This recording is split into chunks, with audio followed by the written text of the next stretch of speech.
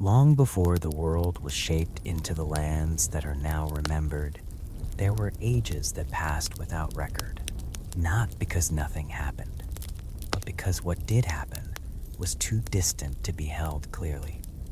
The first age belonged to such a time.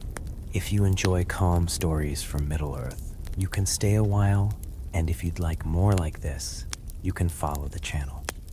Now, the story begins. The land was not as it is now. The seas had different shores. The mountains stood in places that would later be lost, and the sky itself seemed wider, though no one could say why. It was a time when the world was still settling, when much that would later be known had not yet taken form, and in that time there was a darkness that did not move openly across the land, but remained in one place, far to the north, beyond the wide reaches of Beleriand. There stood the fortress of Angband, deep beneath the earth and rising above it in black towers that did not reflect light. It was a place where shadow gathered and remained, not shifting, not fading, only present. There, Morgoth held his power.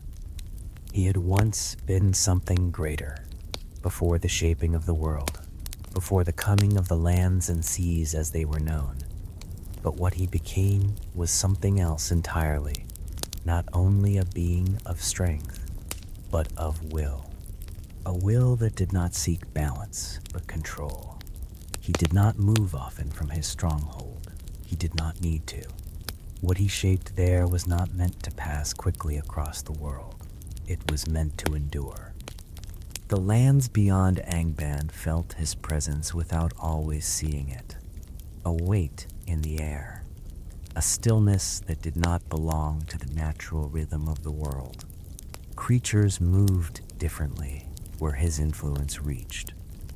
Not always in fear, but not in ease. Even the light seemed to fall differently in those regions, as though it had been altered before it arrived. The peoples of that age, the elves, who had awakened earlier in the world's history, and men who came later, spoke of this darkness, though not always in the same way. Some faced it, others turned away, but none could ignore it entirely. The wars of those years were not constant. They did not move without pause across the land. There were long periods of stillness between them, times when the world seemed to hold its breath, waiting for something that had not yet come. During those years, the land of Beleriand held many realms. Forests that stretched wide and deep, rivers that ran clear and unbroken. Cities built not for defense alone, but for life. There was light, there was growth, and for a time there was balance. But the north remained, always unchanged, watching. The gates of Angband did not open often, and when they did, it was not with haste. What came from them was not sudden. It had been prepared, formed slowly over years that no one beyond those walls could count. Morgoth did not act without purpose. What he created was not meant to pass and be forgotten. It was meant to alter what came after. The first signs were not large, not yet. Creatures that moved in shadow, forces that tested the strength of the lands beyond, each one part of something greater that had not yet fully revealed itself. The wars that followed were shaped by these beginnings. But even then, something more was still being formed, something that had not yet taken shape in the world. The idea of it existed before its form did, a presence not yet seen, but already part of what was to come. The first dragons had not yet risen. Their time had not yet arrived. But in the depths of Angband, where no light reached and no sound carried beyond stone and shadow, something was beginning. Not quickly, not all at once, but with the same patience that marked everything that came from that place. And long before the greatest of them would ever be known, before the name Ancalagon would be spoken, the world was already being shaped toward his coming. Before the greatest of them was known, there were others. They did not appear suddenly, nor all at once. Their coming was part of a longer shaping, something that had been prepared in silence beneath the earth. When the first of the dragons emerged, the world did not yet understand what it was seeing. There had been creatures of strength before, beasts that moved with power, forms that inspired fear or caution. But this was something different. It did not belong to the same order. It did not move as other living things moved. The first of them was called Glorum, not the largest, not the last, but the first to be fully revealed. He did not come with wings. He did not descend from the sky. He came from the north, from the deep places beneath Angband, where Morgoth's will had shaped something that did not follow the patterns of the world. When he moved, the land did not break beneath him, but it seemed to feel his passing. His presence carried weight beyond his form, something that pressed outward, altering the space around him without force. Those who saw him did not always understand what they were looking at. There was no clear comparison, no memory to place him within, only the sense that something new had entered the world, something that did not belong to its balance. Glorum did not rush into battle. He did not need to. His presence alone was enough to change how others moved, how they thought, how they chose. He carried not only strength, but influence, a kind of awareness that reached beyond his own actions. There are accounts, though not all remain clear, that speak of how he would stand before those who faced him, not striking at once, but waiting, as though the moment itself was part of what he shaped. He was not only a creature of fire, he was something more deliberate, more patient. And in that patience, something new began to form. Others followed, not immediately, not in great numbers, but enough. Dragons, as they came to be known, did not share one form alone. Some moved upon the ground, their bodies long and heavy, shaped by the same slow strength that had formed Glaurung. Others later would take to the air, but that had not yet come. At first they remained close to the earth, close to the place from which they had come. Their fire was not constant. It did not burn without end. It came in moments, controlled, held, released only when needed. Everything about them carried that same quality. Nothing wasted, nothing hurried. The lands of Beleriand began to change in response. Not entirely, not at once, but enough that the presence of dragons became something that could not be ignored. Paths that had once been used freely grew quieter. Regions that had been open became watched more closely. Not because dragons were everywhere, but because they could be. And that was enough. Still, they were not the end of what had been made. They were only the beginning. Morgoth's purpose had not been fulfilled in them. They were proof, a sign of what could be shaped, what could be brought into the world and made to remain. But there was something more, something greater. The idea of it had already taken form, though its shape had not yet been seen. The first dragons moved across the land in their time. They left their mark, not always in destruction, but in memory, in the way they changed what came after them. And as the years of the First Age continued, as wars were fought and quiet returned again between them, the presence of dragons became part of the world, not constant, but known. And in the deep places beneath Angband, where no voice from the outside could reach, the shaping continued, not of many, but of one, larger, heavier, more complete, not only in form, but in purpose. And though none in Beleriand could yet name him, the shadow of what he would become had already begun to stretch outward. For a long time, there was no sign of him. The wars of the First Age continued as they had before, rising, fading, and rising again. The lands of Beleriand endured, though not unchanged. The presence of dragons was no longer new, but it was not yet complete. What had been made before was only part of something larger. Deep beneath Angband, beyond the reach of light and far from any place that could be named, the shaping continued.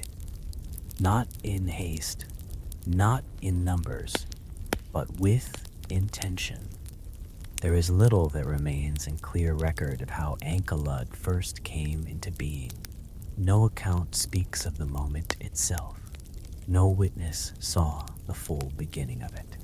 Only that, at some point, what had been forming in silence was no longer hidden, and when it came into the world, it did not resemble what had come before. The first sign was not sight, it was absence, a stillness that spread across the northern sky, not empty, but held, as though something vast had entered it, not yet visible, but already present. Then, slowly, the shape appeared, not all at once, not clearly. At first, it was only a shadow against the dim light above the distant peaks, but it did not move like a cloud. It did not shift with the air. It remained, and as it remained, it became clear that what was being seen was not part of the sky. It was within it. Ancalagon did not descend quickly. He did not rush into view. His presence unfolded slowly, as though the world itself needed time to hold it. His wings were not like those of smaller creatures that take to the air. They did not beat rapidly. They moved with weight. Each motion measured, carrying something that did not belong to the sky, yet remained within it. The space around him seemed to change, not broken, not torn, only altered, as if the air itself adjusted to hold something it had not held before. His form was vast beyond easy measure, not because it could not be seen, but because it could not be fully understood in a single glance. To look upon him was not to take in his shape at once. It was to follow it, from one part to another, from wing to body, from the curve of his length to the movement that carried him forward. Even then, it was never complete. He was more than what could be held in sight.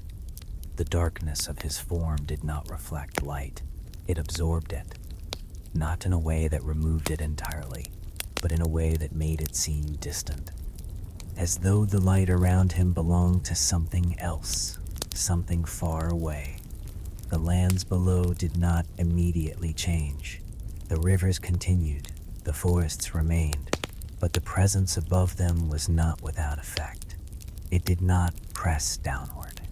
It did not strike, but it was known, felt in a way that did not require sound or movement. The greatest of Morgoth's creations had come into the world, not as a sudden force, but as something that had always been intended. The dragons that had come before did not gather around him. They did not follow in the way lesser creatures might, but their place in the world shifted. What had once seemed vast now felt smaller. What had once been complete now seemed only part of something larger. Ancalagon did not speak. Not in the way that Gorong had spoken, not in words that could be followed. His presence was enough. He did not need to move across the land to be known. He did not need to act to be understood. He remained. And in that remaining, the world adjusted. Not fully, not all at once, but enough. The sky, which had once been open, now held something within it. Something that could not be ignored. Something that did not pass. And though the years of the First Age continued, though the wars had not yet reached their final shape, the coming of Ancalagon marked a point that could not be undone. Not because of what he did, but because of what he was.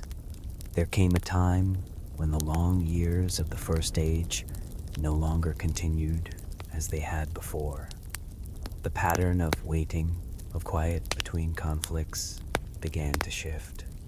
What had remained distant in the north could no longer be left as it was. War that followed was not like those that came earlier. It did not begin in one place and move slowly across the land. It arrived more completely, as though what had been building over many years had finally reached its end. The West answered, not in haste, not without thought, but with a resolve that had not been seen before. Those who came were not many in number when compared to the long history of the world, but their presence carried a weight that did not depend on size. They did not arrive to change small things. They came because what remained in the north could not continue. The lands of Beleriand, which had endured for so long, became the place where this final movement would unfold. Not as a single moment, but as a continuation that did not pause. The war did not move quickly. It did not rush from one point to another. It spread, gradually, steadily, as though the land itself was part of it.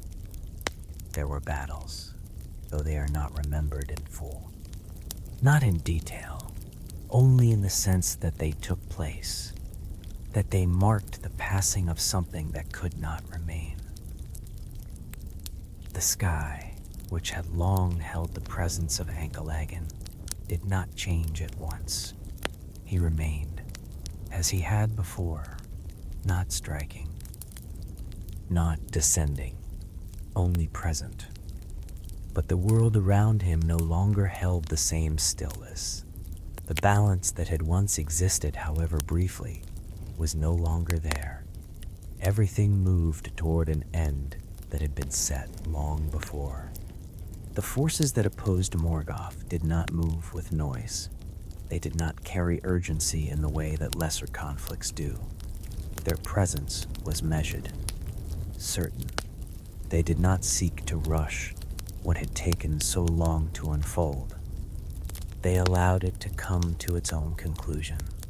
The land itself began to change under this weight, not in small ways, but in forms that could not be undone. Mountains shifted, not suddenly, but as though something beneath them had been altered. The ground did not break in a single moment. It gave way slowly, as though the shape of the world itself was being reconsidered. The seas, too, were not untouched. Their edges began to move, not with waves, but with time, as though the boundary between land and water had grown uncertain. Through all of this, Ancalagon remained. His presence did not diminish. It did not fade. If anything, it became clearer. Not because he moved more, but because everything else had begun to change around him. What had once been distant now felt closer. Not in space, but in meaning. The greatest of Morgoth's creations was no longer only a sign of what had been made. He had become part of what would end it. Still, there was no single moment when everything turned. No sudden shift, only a continuation. the war moved forward not in steps, but as a single, unbroken passage of time. And within that passage, the world itself began to give way to what would follow. There is no single moment that can be clearly marked as the beginning of his fall. No instant where all things turn at once. It comes as everything has come before, slowly. The war had continued without pause, though it did not feel like movement. The land had shifted, the seas had begun to change their edges, and the sky no longer held the same stillness it once had. Ancalagon remained, but not untouched. The space around him was no longer what it had been. What had once seemed distant now felt nearer, though he had not moved in any sudden way. The sky, which had held him for so long, no longer appeared unchanged. There was a sense, not seen but felt, that what had endured could not remain as it was. He did not descend in haste. He did not strike wildly. His movement began almost unnoticed. A shift in the shape against the sky. A slow change in position, as though the weight he carried was no longer held in the same way. His wings moved, not with force, not with urgency, but with a heaviness that had not been there before. Each motion carried him differently now, not across the sky, but downward. It is said that those who saw it did not fully understand what they were witnessing, not because it was hidden, but because it was too vast to be held in a single moment. The fall of something so great does not appear as a simple act. It unfolds. The shape that had once remained high above began to lower, slowly at first, then with a certainty that could not be changed. The air around him seemed to shift as he moved through it, not broken, but displaced, as though it was making way for something it could no longer support. There was no cry that carried across the land, no sound that marked the moment. Only the movement itself, steady, unavoidable. The sky, which had once seemed endless, now felt limited, as though it could no longer hold what had been within it. And as Ancalagon descended, the world beneath began to answer. Not in reaction, but in consequence. The mountains in the north, which had stood for ages beyond count, remained as they were, until they did not. His fall did not strike them as a single blow. It came as a weight, a presence returning to the earth. And when it reached them, the shape of the land could no longer remain the same. Thangorodrim, the great peaks above Angband, did not stand as they had before. They broke, not in an instant, but in the way that something gives way when it has carried too much for too long. Stone shifted, then gave, then fell. The shapes that had defined that place were undone, not by force alone, but by the end of what had once supported them. The fall was complete, not in a moment, but in a conclusion. What had risen beyond all others had returned, and the sky, once holding that vast and silent presence, was empty again. Not suddenly, but finally. There was no continuation after that. No second movement, no rising again, only stillness, and the sense that something which had seemed without end had reached it. When the fall was complete, there was no sudden silence. The world had already grown quiet long before that moment. What followed was not a change, but a continuation of that quiet, deeper now, more settled. The place where Ancalagon had fallen did not remain as it had been. The great peaks of Thangorodrim were no longer what they once were. Their shapes, which had stood for so long above the northern lands, had been broken and remade into something that could not be recognized in the same way. Stone lay where it had not been before. The ground held new forms, uneven and unmarked by any path.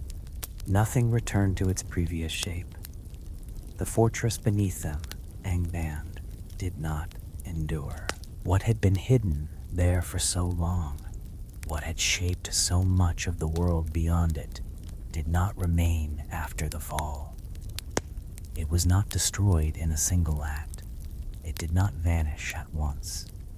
It passed, slowly, as though what had held it together was no longer present, and without that presence, it could not continue. The war, which had moved steadily toward this end, did not linger after it. There were no further turns, no new movements, only the gradual settling of what had already taken place. The lands of Beleriand did not remain unchanged. The long shaping of the war and the fall that had marked its end had altered more than a single place. The boundaries of the land began to shift, not quickly, not with force, but with certainty. The seas moved inward. The edges of the world as they had been known grew uncertain, then disappeared. What had once been wide and open land did not remain above the water. It was not lost in a single moment. It was given back, slowly, until only parts remained. Those who had lived there did not stay as they had been. Some departed. Some remained for a time, but the age itself was ending. Not with a clear division, but with a quiet passing into what would follow. The sky, once holding the vast presence of Ancalag, no longer carried that weight. It appeared as it had before, though it was not the same. Something had been removed. Not in a way that could be seen, but in a way that could be felt. The space it left did not fill at once. It remained, open, still. The memory of what had been there did not fade quickly. It remained in the shape of thought, in the quiet understanding that something beyond measure had once moved above the world. But even that began to soften, as all things do when time continues without them. The dragons that had come before did not remain in the same way. Some had already passed, others would fade in time. None would reach what had been seen in Ancalagon. He had not been one among many. He had been the end of something. And with that end, the shaping of the world moved into a different form. The first age did not close with a single word. It did not end in a moment that could be named. It simply became something else. The lands that followed would hold new stories, new paths, new names. But what had been before did not disappear entirely. It remained, not as it was, but as something remembered, distant, unclear, and yet still present in the quiet ways that the world carries what came before. In the ages that followed, the world did not speak often of what had come before, not because it had been forgotten, but because it had grown distant. The first age passed into memory in a way that few could fully hold. What had once been present became something told in fragments, carried in quiet words, and understood only in part. The fall of Ancalagon was among those memories, not described in detail, not repeated in full, only remembered as something that had once happened, far beyond the reach of the present. Those who lived in later years did not see what had been seen then. They did not stand beneath the sky that had held him. They did not watch the mountains break or feel the land change beneath the weight of his fall. They heard of it in quiet places, in moments when the past was spoken of, not to be explained, but to be kept. The name remained Ancalagon. It did not carry all that he had been. It could not, but it was enough. A single word that held something larger than itself. The world that followed did not make such things again, not because it could not, but because it did not continue in the same way. The shaping of the first age had come to its end. What came after moved differently, more defined, more contained. The great distances between what was possible and what was known grew smaller. And in that change, the memory of what had once existed became something quieter. The sky, in later ages, appeared wide and open, unchanged. And yet, for those who remembered, or who had heard the old accounts, it was never entirely empty. There remained a sense, faint but present, that it had once held more.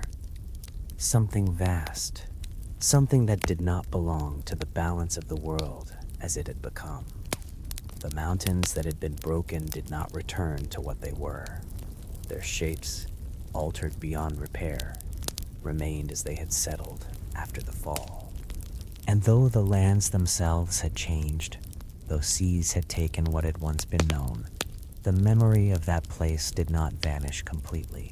It remained in thought, in story, in the quiet understanding that the world had once been different. The dragons that came later were not the same. They carried the echo of what had been, but not its full weight. They were remembered. They were known. But they did not hold the same place in the world as the one who had fallen. Ancalagon was not followed. He was not replaced. He was the end. And endings do not repeat. Over time, even the telling of such things became less frequent, not because they had lost meaning, but because the world had moved further from them. The need to remember them as they were began to fade. Only the shape of the memory remained, and that was enough. Because some things are not meant to be held clearly. They are not meant to be seen in full again. They remain as distant forms, part of the world's past, shaping it quietly without being present within it. The fall of Ancalagon became one of those, not a story told in full, but a presence within memory, a reminder of what had once been possible and of what had come to its end. If you'd like to remain in these quiet stories, there are more waiting for you. You can stay and let another begin. And if you return often, you can follow the channel. Good night.